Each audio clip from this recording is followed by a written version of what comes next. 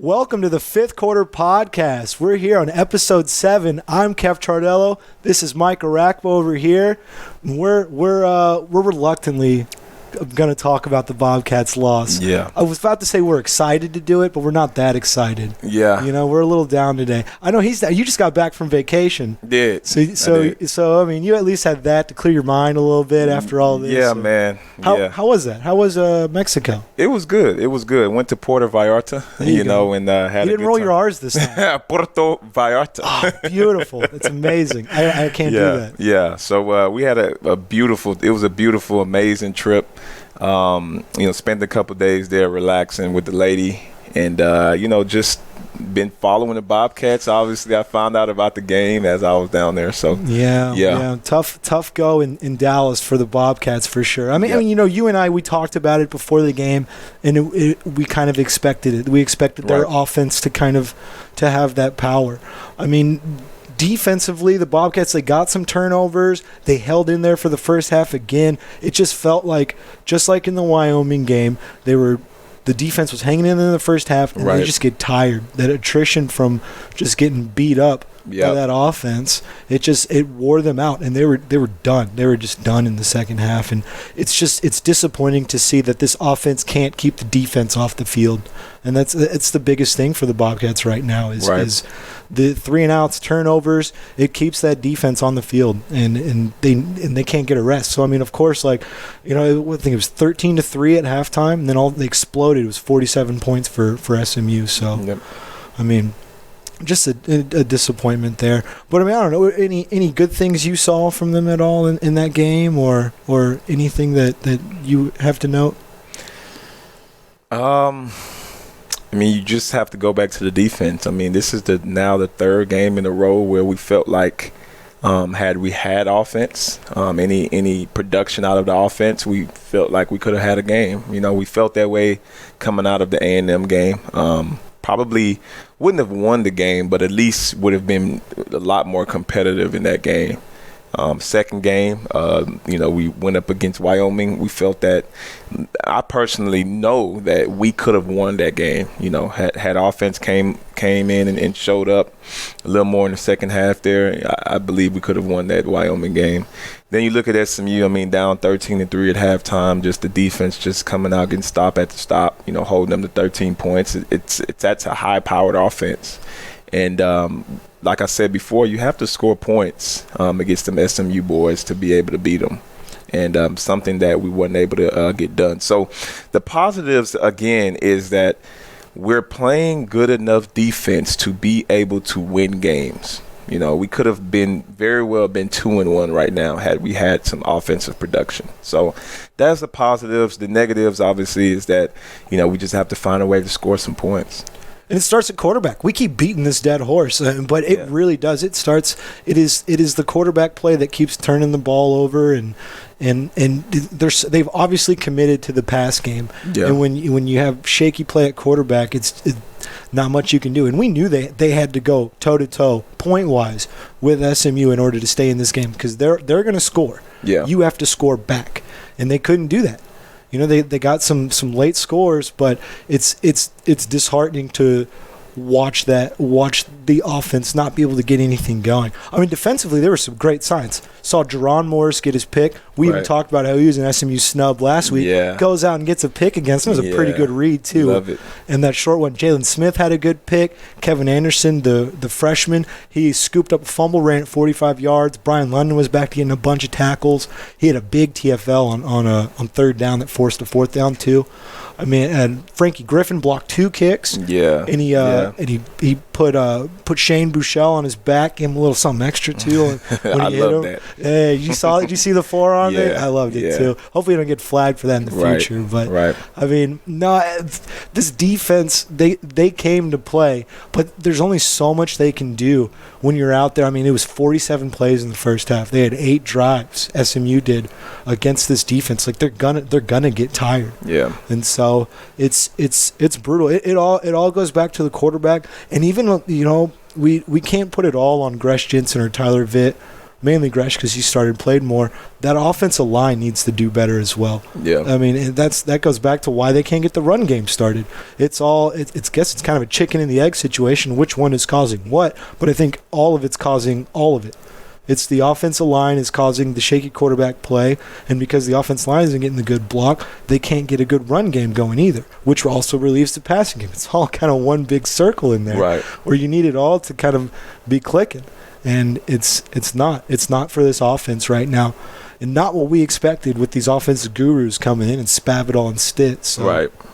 So a bit of a disappointment, but I mean, at least I will say we got the stats right here. They did try to run the ball a little bit more. It was 29 attempts for the Bobcats, but only 16 yards.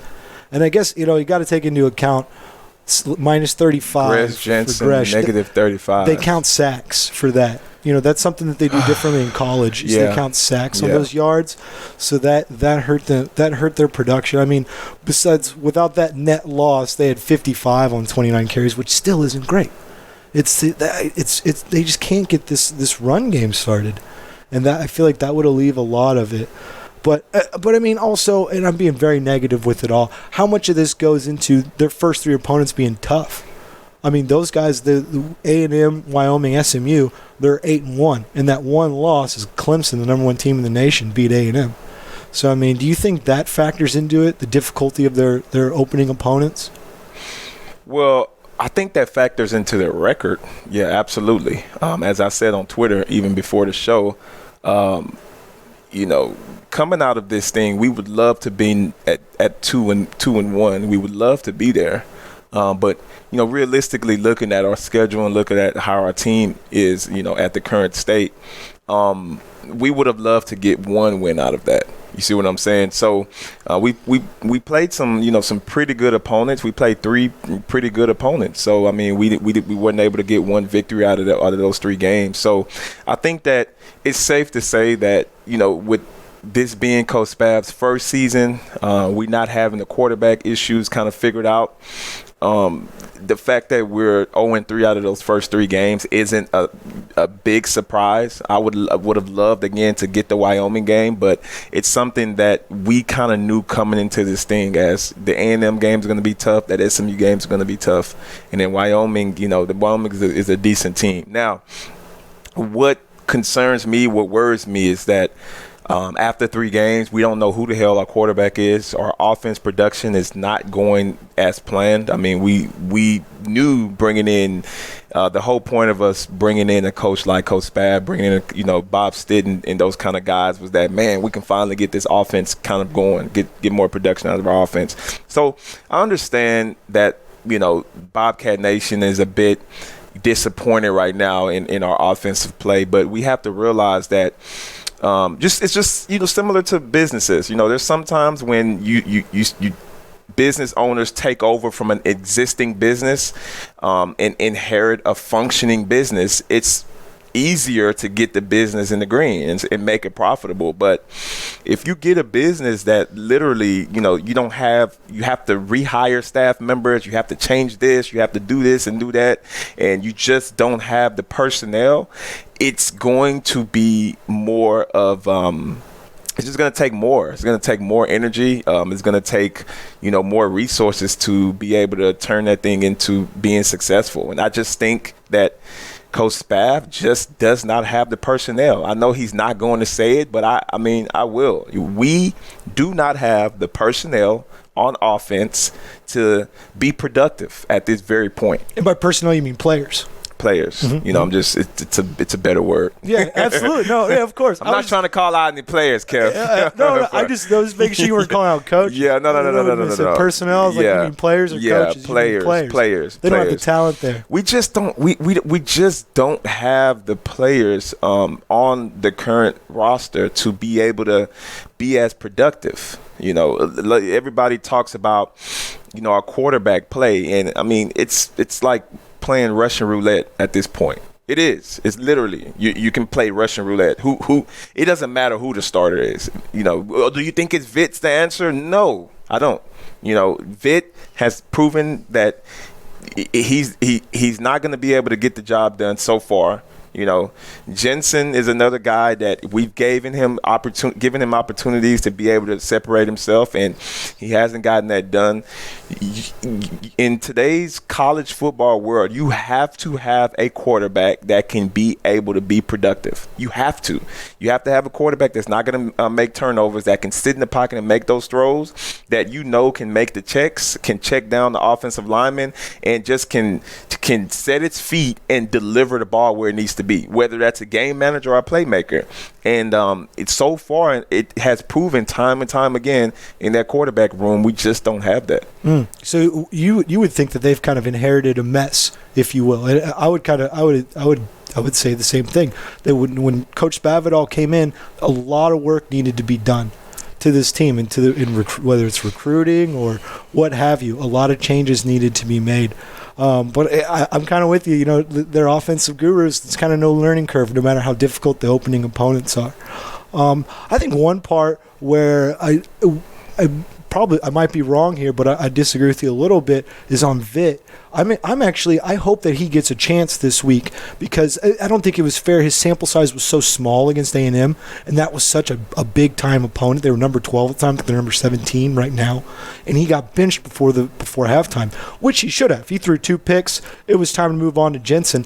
But now it's been some time, and he got in there against SMU, 3 for 3, 40 yards, and that big touchdown to Twyford, which was a pretty nice throw. He threw it from the logo to the end zone. So I'm kind of ready to give him a shot. I don't think Jensen should be benched. I mean, gosh, it's hard to really pick your poison, if you will, between these two guys. But I do want to see Vitt get another shot that's not Texas A&M or garbage time against SMU, just to see like what he can prove, you know. But I will agree with you there that it kind of doesn't matter. They just don't have the parts, and that's the thing. It seems like Stitt's offensive plays. You know, I'm never one to really criticize play calling, because anybody who goes out there is going to call a better game than me. If I was the coach, they'd be 0-12. You know, but his play calling is very lateral, a lot of screens. You know, not very up the field, and you kind of have to have the fastest guys on the field to make that work. And Texas State just doesn't. You've got some good possession receivers. You got some decent talent there, but you're not the best on the field. And we all knew that going in. So, I mean, I'm seeing 0-3, and it's tough. It's the first time Bobcats are 0-3 since 1995. I mean, we've somehow hit a new low after all the recent years. We're here now. It was somewhat expected, but a lot needs to be done in recruiting. Is what I've seen so far. And, you know, they can still play their best football at the end, because everything's new. And maybe they'll start to figure it out. Maybe they'll get into Sunbelt play, which is not nearly as difficult as their first few opponents, maybe Wyoming. But, you know, those SMU and A&M, they're no cupcakes. Those are pretty tough opponents. So it'll be interesting to see how this season plays out. If they can get on their footing, I'm going to tell you one thing that I really want to happen is for Brady McBride to get that waiver, because that's still up in the air. I mean, that case, and this is the deal. Like, if I'm Coach Spav right now, you know, I am, and just being real, I'm wishing that there was a quarterback who could play, who could go in and run this offense. Okay, I mean, Kev, anytime you're coming to a new team with quarterbacks there, okay, one of the first things that they did was they went and got a transfer in, which was Chris Jensen, and got him to come over with Coach Stitt, right? They got the quarterback over. That lets you know that they were thinking, we need a quarterback, right? So they got Gresh. He came in. Gresh went through the spring. Eventually, they started hitting the transfer portal, looking for quarterbacks. In the middle of fall camp. That is not a great indicator that there's anybody in that quarterback room that can get us where we need to be. So right now, we're just playing the best available. We don't know who the hell it is between these two guys. I mean, one of them may get hot here, and one of them may show glimpses here, and it's the same old thing with Vitt. We know what Vitt's going to do. He can make the splash plays. We know that. My thing is, is he going to be able to play 4 quarters of football to win games? That's my thing. I know that he can make the throws. Can he consistently make it without throwing interceptions? Can he consistently make the plays we need him to make? Gretsch Jensen, he supposedly, from what I was seeing out of him, was supposed to come in and be the for sure guy and the game manager and the guy not causing turnovers, and he just came in and did the opposite.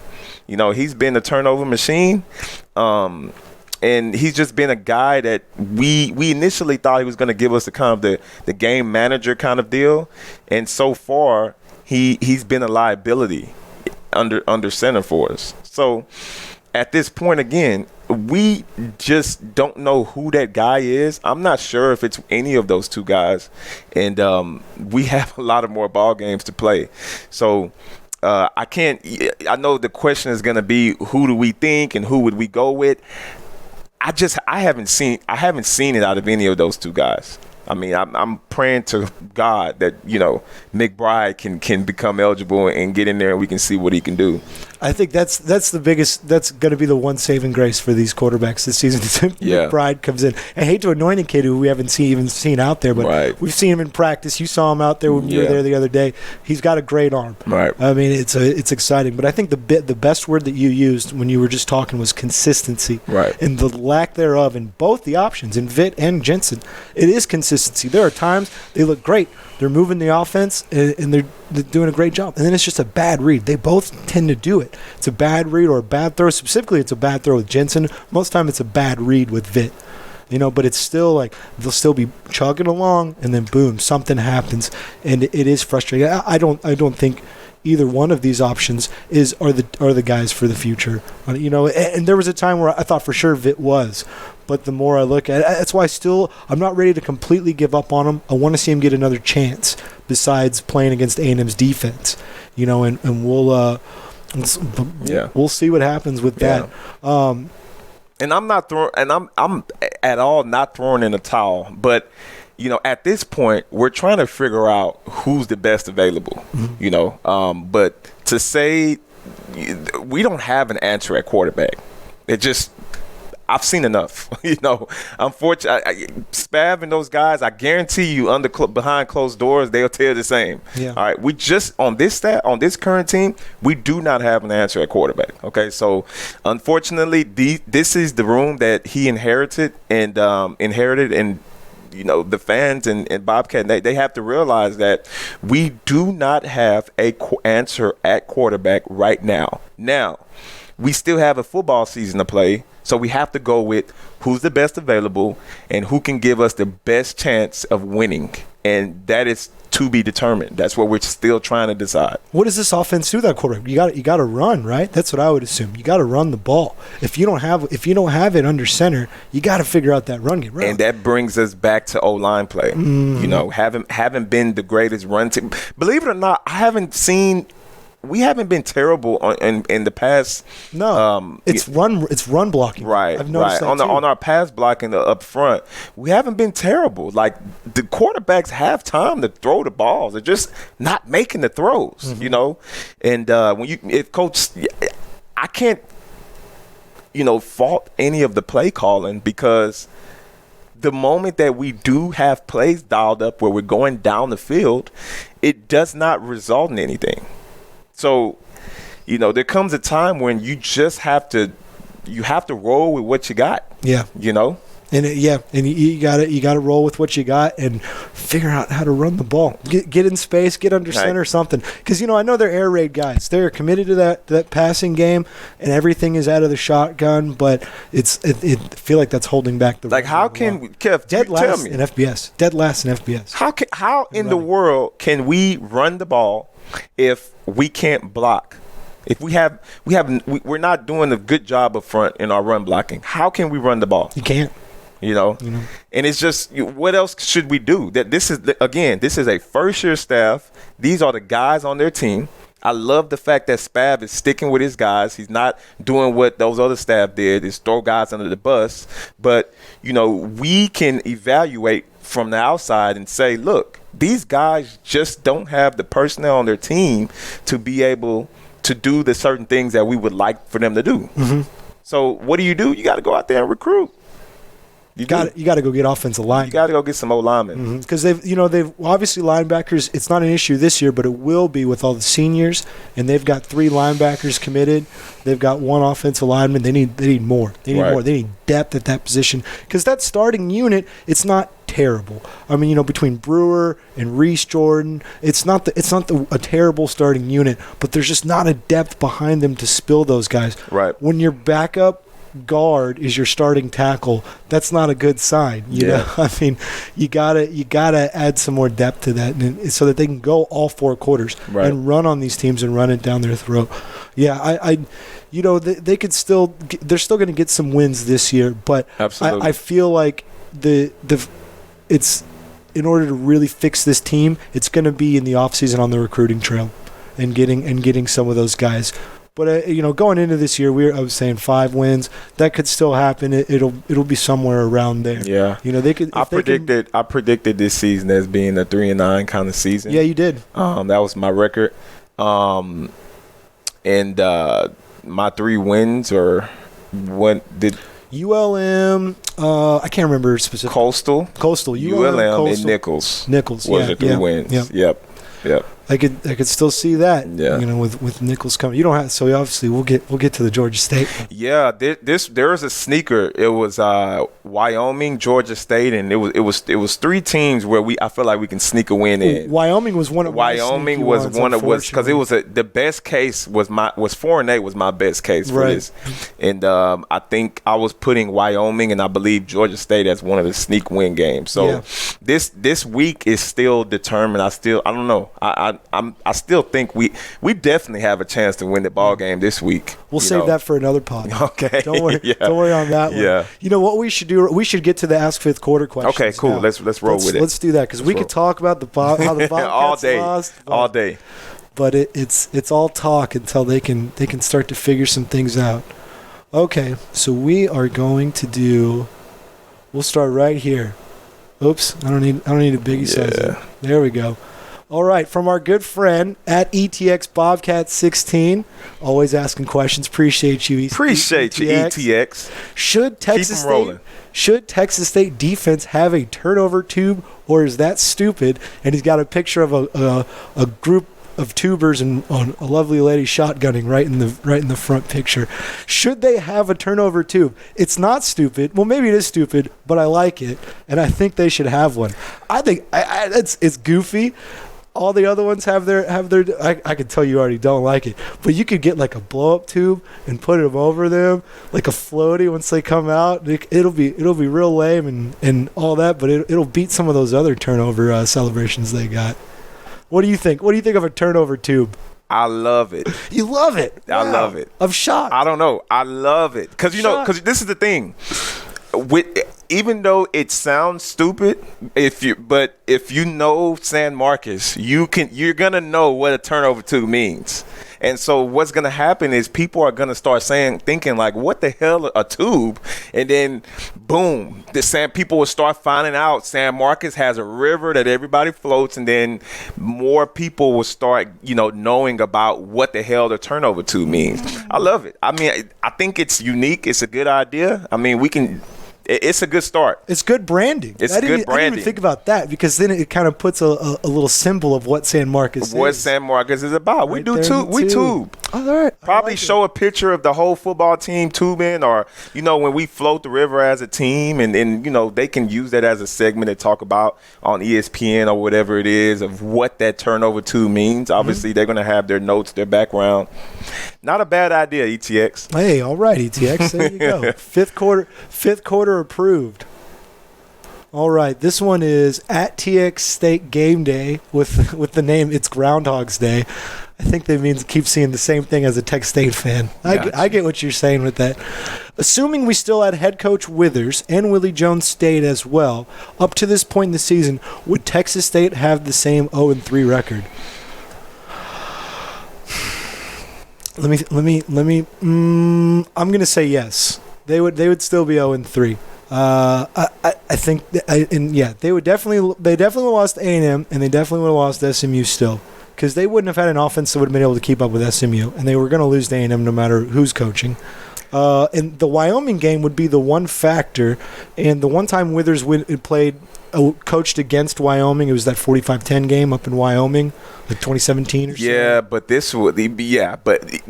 I think this is a different Wyoming team than what he went up against. I think that's a great question. Who it came from? Texas State game day? Texas State game day. I think that's a great question, man. I would have to say we probably would be 1-2 right now. Oh. I think that one win would have came against Wyoming because our offense would have been, used to we would have been rolling a little bit more offensively that game. I think we probably would have been 1-2 just because, we would have already had everything figured out in terms of, we know who our quarterback is, our offensive scheme, and, just everything would have been rolling. Not saying that, we're not heading in the right direction or anything, but I feel like at this point, we probably would have been 1-2. More cohesion in the program because this is a first-year head coach. You can't compare a coach he would have been in year 4. You can't compare a year 4 coach to a year 1 coach. It's not fair, So I think with Coach Withers being in year 4, we could have pulled off the A&M game. The Wyoming game, and then That's just what I feel. It's a really good point. Yeah. Now, if the question had been Willie Jones and Keenan Brown in there, if we could have had Keenan Brown back, I'd be like, oh, yeah. Yeah. I still dream about Keenan Brown. Is Keenan Brown in this? That would help out so much in this offense.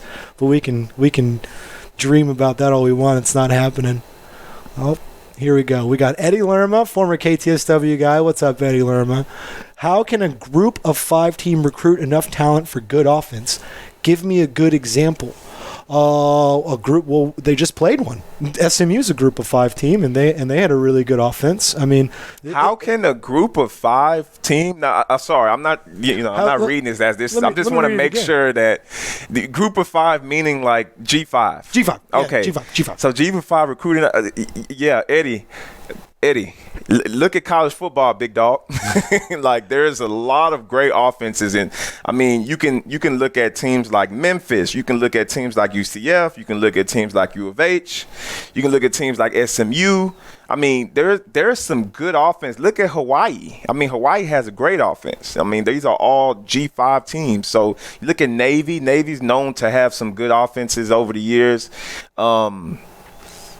I hate using that word, Navy, but oh no. But you can look at. I mean, there's a Navy question for real. Yeah, there is. Yeah, there's good G5 offenses everywhere, man. You just gotta find the players and put them into your scheme and get them rolling. I think what Eddie's trying to get at is how does Texas State go get those guys? How do they recruit? How do you go find those big time weapons?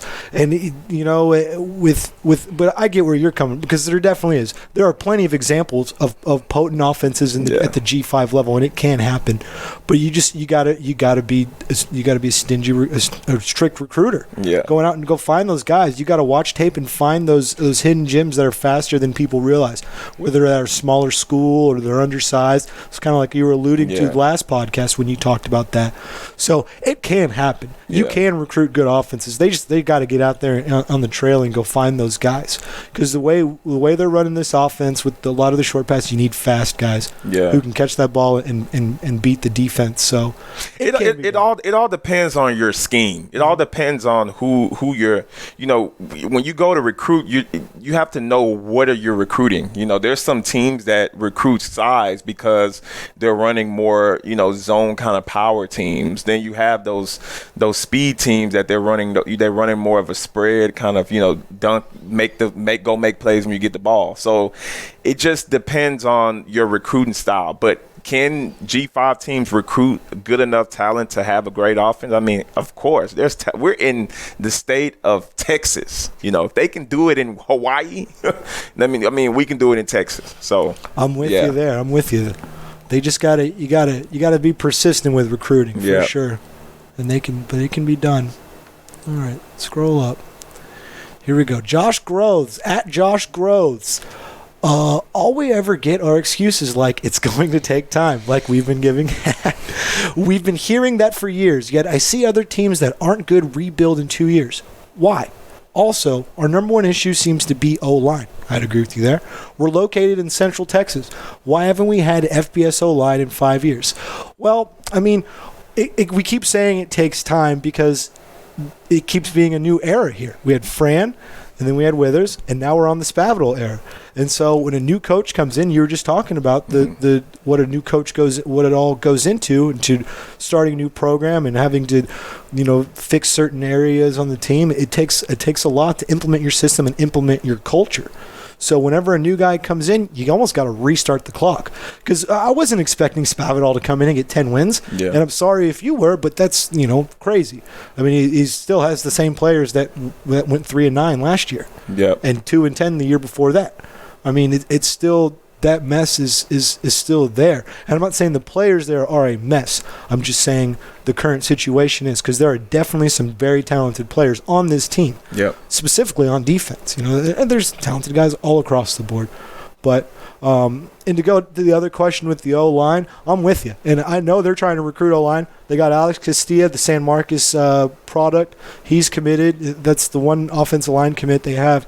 But I know that they are going after offensive linemen. I wouldn't be surprised to see some JUCO transfers, other type of transfers at that position and other positions across the board there. But, they are in Central Texas. Texas State is. It's in the middle of the hotbed of recruiting. But you also have to remember there are 12 FBS teams in the state of Texas.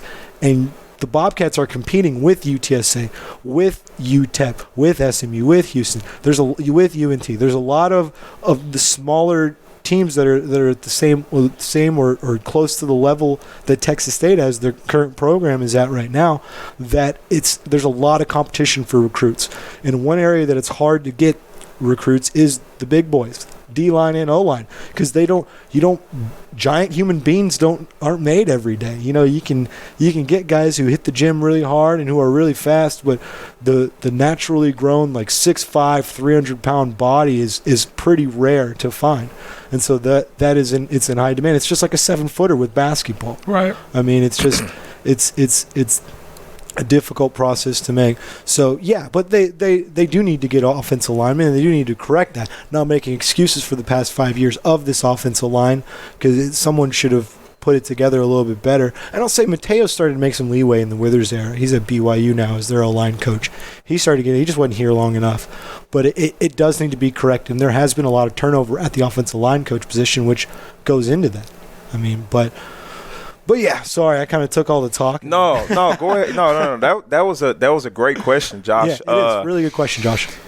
So I'm gonna be a little long on my answer here because I want everybody to get the full context. So the reason why we always hear the excuses is it's going to take time is because normally when you get into dealing with this Texas State program from different coaches and different teams, we've always kind of been in a rebuilding mode every single staff, and it's just where we are as a program. Unfortunately, we're not in a situation to where like when Lafayette lost their coach, they were able to bring in a new head coach and then keep it rolling, or when Arkansas State loses a coach every 2 to 3 years, they can get a new one in with with Coach Blake Anderson and keep it. Like, no, I mean, we're in a situation to where we're firing coaches, or we have coaches that are resigning, and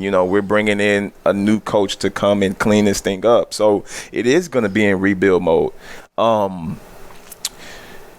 When Fran first took over, right, he had the task of taking this Texas State program from a Division I AA school into being an FBS program, and it was not an easy task. It's a rebuild. I don't know if people gave Fran this crazy expectations. I mean, I get it, that we had the talent. We definitely did. But his staff did a great job at recruiting, because what they did was, first of all, we had a whole roster of 60. We had a 65-man roster, I believe, because it's a Division I AA roster. But most of our guys that we had were FCS players getting ready to compete on an FBS schedule. So Fran had to figure out a way to eliminate some of those guys and also go and get guys who can compete now, which is why guys like me showed up, because we're FBS transfers. We had a ton of FBS transfers in. And then you had guys like David Mayo, who were JUCO transfers, who came in. And we were able to contribute to the team fast and quick. All right. And then guess what happened? In 2013, we went 6-6, which was our first official year of FBS. The next year, we went 7-5. Now, I know this is another question, but, that year, 7-5 year, we lost, a captain like myself who was big on the defense. We lost Chris Nuttall. We had some injuries there. But that team very well could have been a 9-10 win team. So after Fran era, we, he retired and you lost a lot of people on defense. It's now in rebuild mode. In come Coach Withers, and he's trying to create his own brand now. Coach Withers didn't want to go that route. He wanted to build guys from freshmen. He got a lot of freshmen. He wanted to like, hey, when you guys become juniors and seniors, you are now going to be the future of my program. You're the future. I'm going to build you guys. We're going to change the culture around here. And it took a while. And we're finding out now that these new people that he had at that time are now becoming juniors and seniors, and in comes a new staff. Now Coach Spav is here, and he has all of Wizards guys there. So I get it. It's going to take time. It's always going to take time when you have a culture of people who have not been winning. That's just what it comes down to. This is not an easy, quick fix. No. Most of these guys that are seniors now, they maybe won, 3, 4 games, 5 games their whole career. And juniors and seniors, like 3, 4, 5 games their whole career at Texas State. So to think that one coach can just come in and boop, boop, boop, boop, boop, done. At 6, 7, 8 wins, it's not as easy as people think. No, you're spot on. Because if coaches were leaving Texas State and taking bigger jobs, right, that would mean that whoever comes in it's like the coach at App State, Drinkwitz, I think his name is. Right. He took over for Scott Satterfield, and the App State's the cupboard was not bare at all. He inherited a lot of really good players, and that hasn't been the case at Texas State. And also goes back to when you are looking for guys who play in a different personnel, because Spavital's offense is different than Withers' offense and their offense that they had. And so you're looking for different personnel to recruit. Right. And so it takes time. It takes time. And every coach is sorry that we say that all the time. Every coach is going to be known for, who the previous staff had. Every coach is going to be known for, like when Withers took over, he had Tyler Jones. I mean, you had an experienced quarterback, but you probably had a young defense, a defense. But even at the time during the Withers era, he had a good defense and he had a quarterback. Coach Spav took over, and you have a good defense, nobody on offense. So that's what you have to do. You're going to have to work extra and get some players on offense that's going to be able to get you where you need to be. Absolutely. Offense definitely needs to be recruited, and the O-line. Needs to be recruited too. Let's see. Paul M. Lopez, at Paul M. Lopez. We hired Coach Spav largely because he is seen as an offensive genius. At what point does he step in and take over play calling? Because Stitt calls the plays. Bob Stitt calls the plays. It's 3 games, 3 tough opponents. I'm not ready to take the playbook away from Bob Stitt. I don't know when you say at what point do you take it from, because I can't see him taking the playbook away from Stitt at all this season.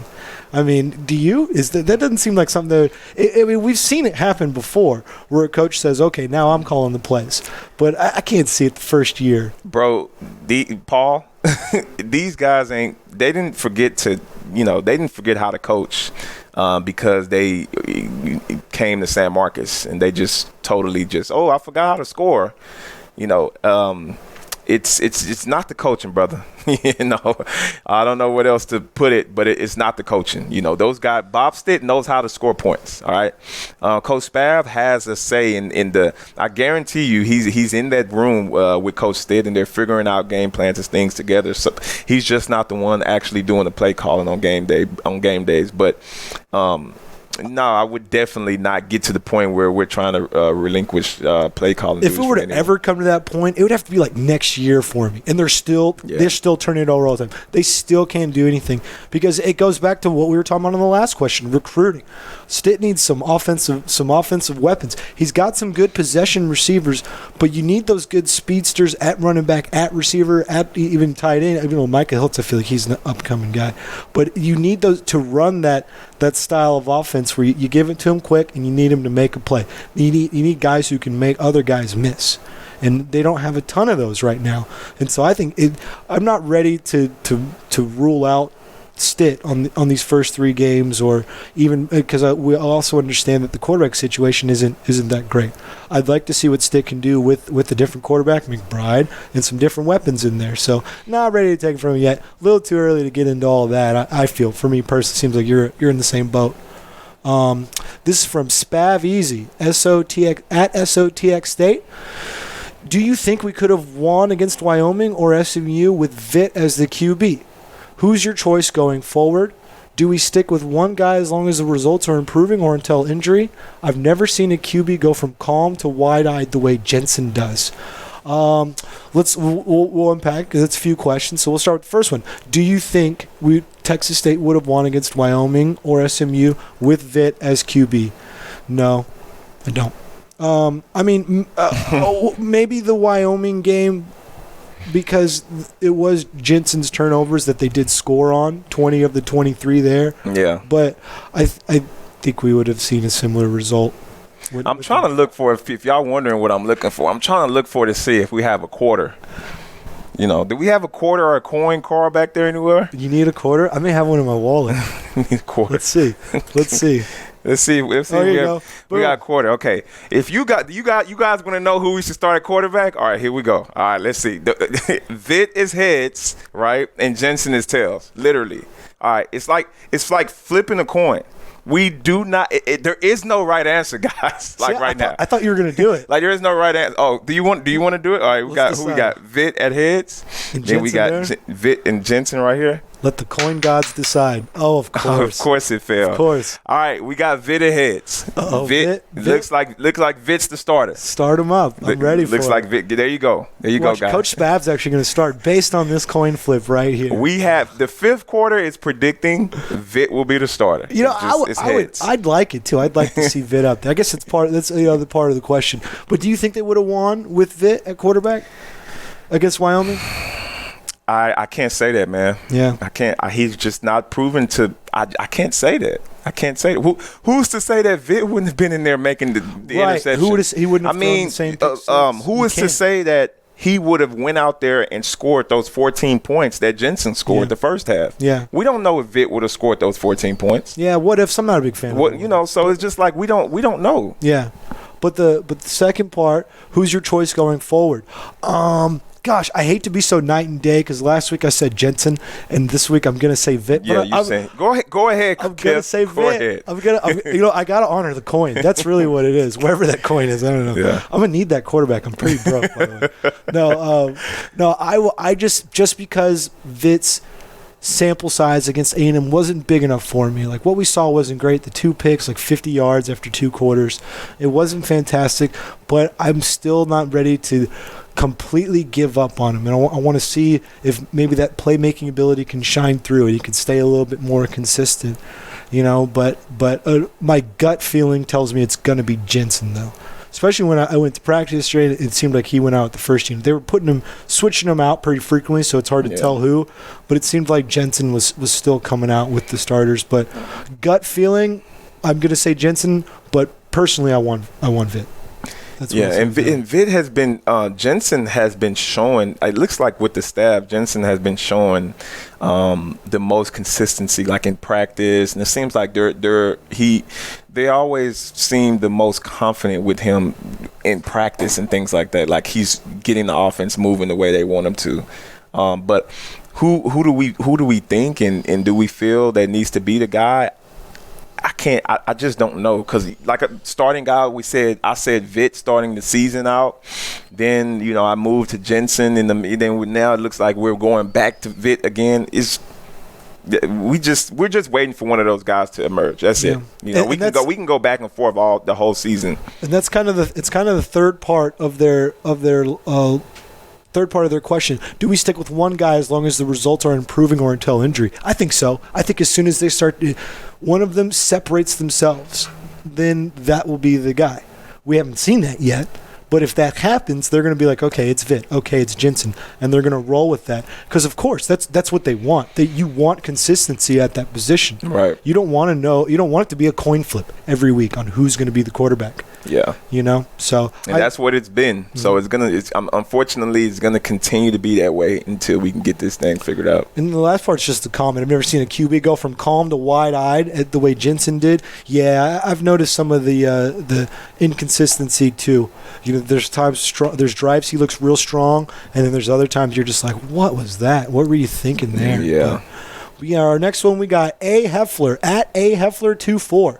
With the O-line being so bad, why do they not play more of a mobile QB like Gibson? Well, I mean, that's not really their scheme. His offense, Coach Spav, when you look, go ahead. Yeah. Well, it seems like we're on the same page. Yeah. It's just not. That's not their scheme. Mm. They want to pass the ball. They don't really want the dual threat quarterback. Yeah. I feel like if they did like that, they would have tried to keep Willie Jones here a little longer. It seemed like that was a mutual parting of the ways, though. Yep. But it's just not their system. That's basically at the end of the day. Although they could definitely benefit from a quarterback who's more mobile. Get that run game started. If the play is starting to fall apart, somebody who can take off. And we see a little bit from Jensen. He's had a decent run last week. Had a good one out of the end zone at A&M.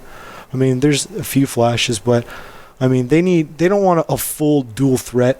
They want it to be like an 80-20. Yeah. 80% passer, 20%. They want a passer first. Absolutely. You know, it doesn't hurt to have a passer that can run when he needs to, but I don't think they, care.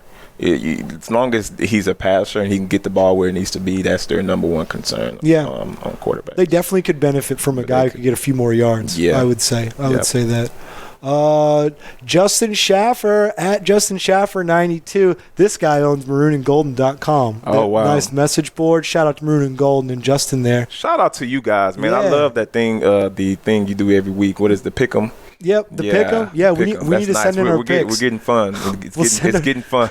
We'll send our picks. You think so? Because you're like, first or second place? Yeah. Not this guy. Still getting exposed. All right, here we go. Let's go to Justin's question. We lose pretty much everyone next year and only have 5 recruits committed at this point. If this year isn't the year to see wins, when will it be the year? I mean, I never thought this was the year. I didn't think it was the year this year. I will agree that they don't have nearly enough commits. They have 5, and signing days on December 22nd, I want to say. It's in late December. Late to middle December is when the first signing day is, the early signing period. They definitely need more than that 5. But, and they can get more. I mean, it's not like the 5 is all they can sign. They'll go get more commits for that for sure. But I wasn't expecting this to be the year. The defense is really good, and I will feel like that maybe they're wasting a pretty good defense on this rebuild year. But I don't. Yeah. I think the year will come after they get on the recruiting channel and bring in some more guys. Yeah, do they only have 5 right now? Yeah, and it's coming up. It's within 3 months they got to sign them. But I think I'm confident they'll be able to go get some more guys, especially because with the early period in December and then the real one in February, that has actually helped G5s, I feel, because you find the guys who didn't sign early with the big schools and they kind of fall off. Like we were talking about Jared Hopper the other day. Yeah. He seems like he was one of those guys for Texas State.